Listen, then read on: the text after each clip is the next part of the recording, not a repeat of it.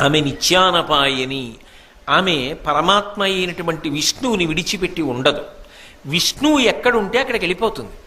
విష్ణువు యొక్క పక్షపాతం ఎవరి యందున్నది? పాండవుల యందున్నది. కాబట్టి లక్ష్మి ఎక్కడికి వెళ్ళిపోతుంది? పాండవుల దగ్గరికి వెళ్ళిపోతుంది. మీరు భూమి కోసం ప్రయత్నం చెయ్యక్కర్లేదు, ఆవిడ మిమ్మల్ని చేరుకోవడానికి ప్రయత్నం చేస్తుంది. ఇది తేడా.